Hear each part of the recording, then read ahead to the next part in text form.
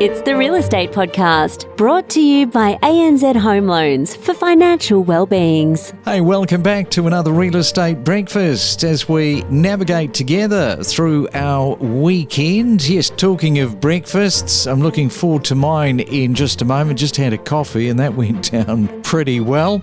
Now, coming up, we are going to be reflecting on another busy week. Just a reminder, if you've got anything that you'd like to ask us or you'd like to share part of your property journey, our email address is myrealestatepodcast@gmail.com. It is a Sunday, March the 23rd today, and we were talking earlier in the week about floods in Brisbane and in other areas around Queensland, including Hervey Bay.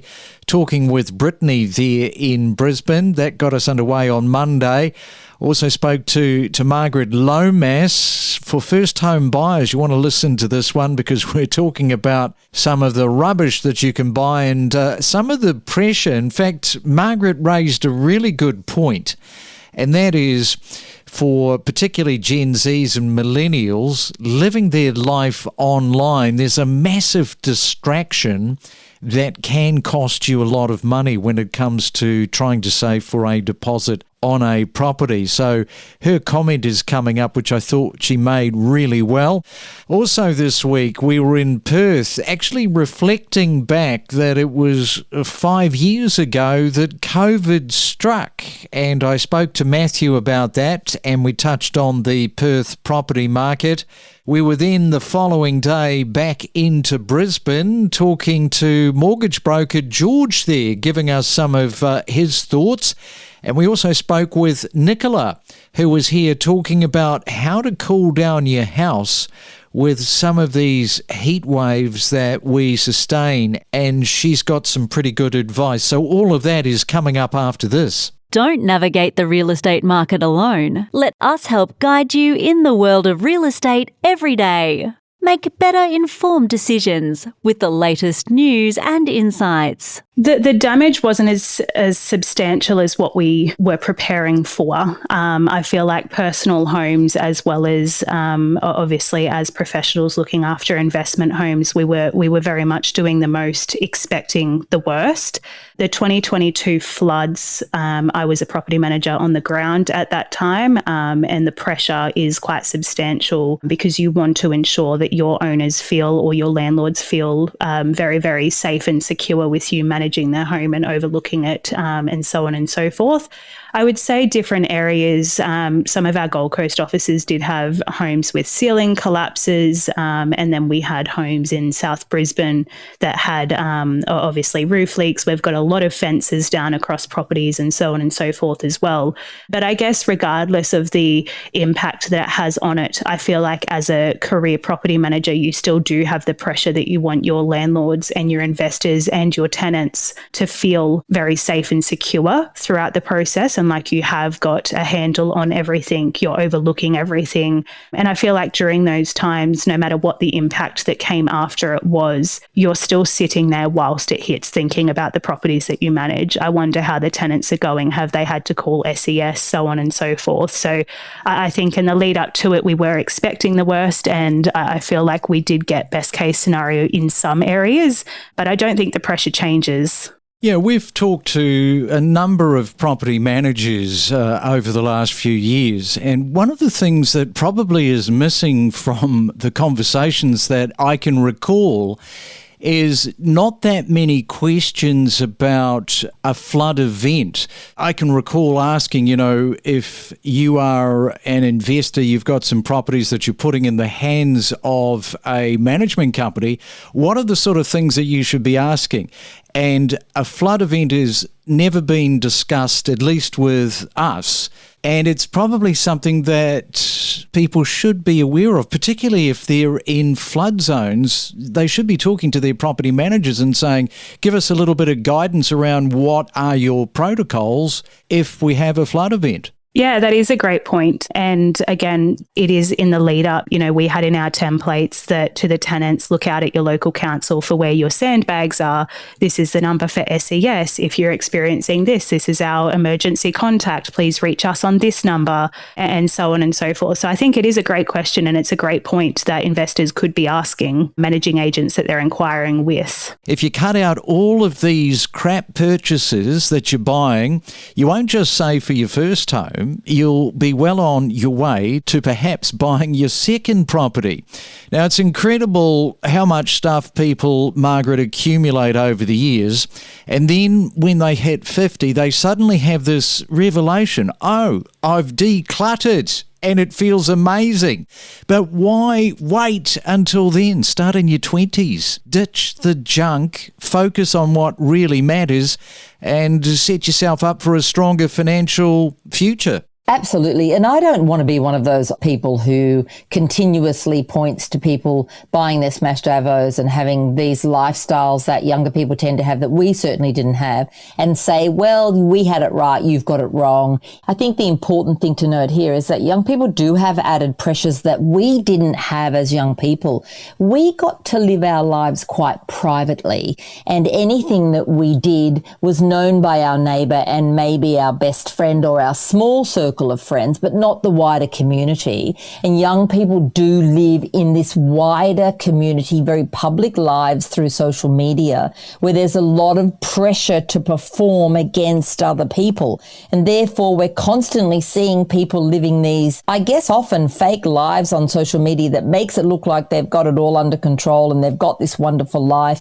And I think what is really required here is more of an attitude change and a complete blocking of that norm that you think you need to live up to by not looking at social media, by realizing that in your own household budget, there are probably many things that you can go without now.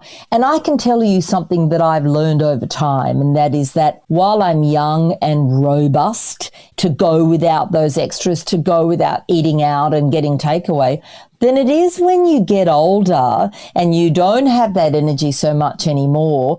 I wouldn't like to be in a poor financial position now that I'm in my 60s, whereas when I was in my 20s and 30s, I coped with it pretty well. Retirement is a long time, particularly now that we're living so much longer. We can expect to be in retirement 30, 40 years. Think about that and put aside today. Get ahead today, get into your first home, even if it's something you don't want in an area that you don't really want to live in, that you've got to commute from. Take something that's not as good as your dream for now, because what it will do then, it will allow you to snowball and build so that by the time you do retire, you don't have to worry so much about all of these things that are going on in the world. Now, I've got a friend, and you probably know people too, that have got multiple properties.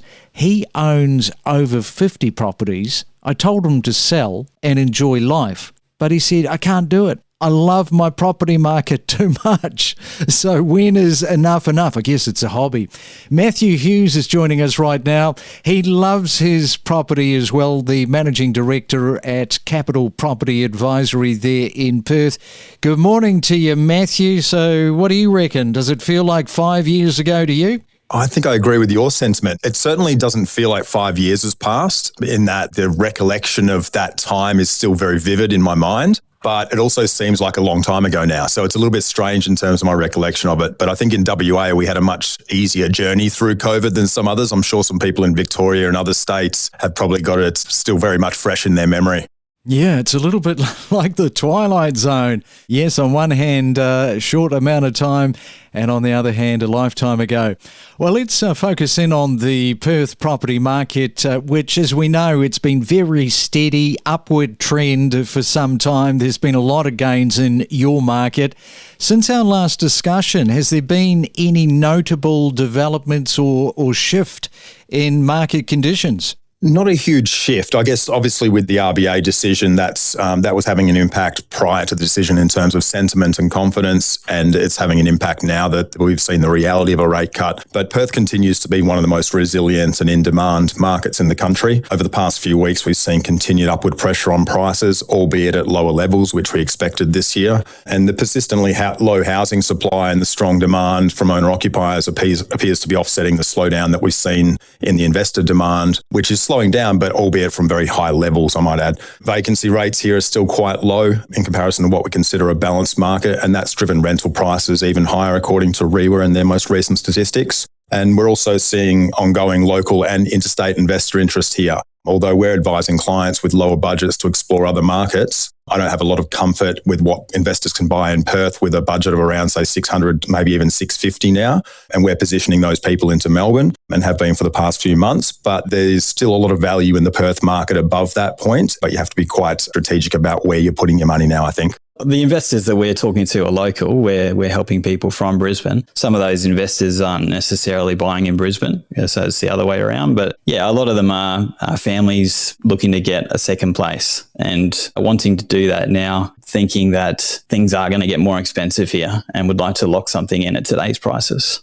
Yeah, so you mentioned these investors are doing the inverse. They're not investing necessarily, some of them in Brisbane. They're looking at other states. Which other areas are they looking to buy? We found a couple of people buy in Townsville and Perth. I'm not really sure what the attraction is, but sometimes those people have got advice from buyer's agents. And I think you mentioned that on your podcast not long ago, that people were favouring the use of buyer's agents to give them advice on where to buy. One of the things we've talked about was towards the end of last year. In fact, we focused quite a bit on bridging finance. Now, some people look at this as a real demon in the detail. They don't want bridging finance. They steer clear of it at all cost.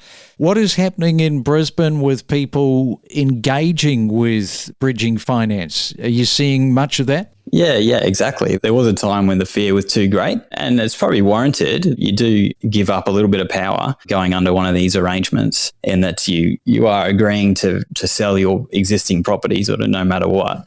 Though at the moment we are seeing quite a bit of that bridging finance. Yeah, I suppose the reasons for that is just that it is people are not wanting to be out of the market. They're not wanting to sell and then start looking. There's probably a fear that they're out of the market for too long and things, keep increasing in value. Maybe just also the luxury of being able to move straight into the next place and, having no gap in between. I suppose, yeah, and tying into that first point that, they're not looking to hang on to that property anymore. So they're definitely looking to get rid of it. And just the cost to buy that next place is so significant that they're not able to hang on to both without going into one of these types of arrangements. Yeah, because we had a couple of instances that we heard about, particularly around 2021 when the FOMO effect was in full play. And there were people that were doing bridging finance and they became a little bit unstuck because I guess the greed factor kind of kicked in because some of these people were looking at 4th, 5th and 6th properties. And then it gets really, really messy. Yeah, correct. So the concern is as well that, you're not really sure how much to spend on the next place because you're not certain what you'll get for your place. You can pay $100,000 over for the place you're buying and then realise you have to sell for $100,000 less on your place, and it's a $200,000 turnaround on the mortgage. It can have a big impact. I suppose the people that we're doing this for, they're cautious in how much they're spending on the place they're buying. So in that sense, it works for them. They've got a good buffer in what they can sell for and still be in a comfortable position once everything's done. You can join the conversation every week by using your phone. Record a message and then email us the file and we'll play any question or opinions you might have the next day. So if you're living in a home that is not well insulated and not well shaded, but you do have an air conditioner, I would suggest before you switch on the air conditioner, you try a few passive ways of cooling down. Try to shade the windows from the outside so the sun doesn't even get into the home. And it may just be something very simple like a blanket on the outside.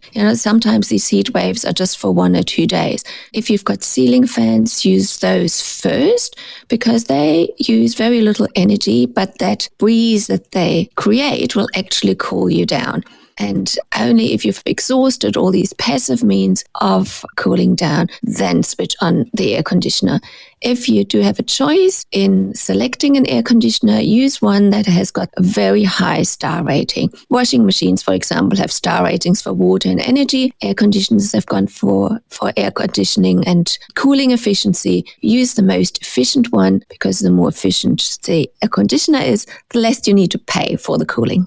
What do you say about Australia's urban planning and not keeping up with pace when it comes to climate change? Because there's a real genuine argument around this, particularly with many new developments. They prioritise speed and affordability over sustainability, and that does and can lead to homes ill-equipped to handle extreme temperatures across Australia. Urban planners are aware that we need to become more resilient, and that includes heat waves. So if you look at new developments, they are planting trees, they are providing green spaces and nature strips.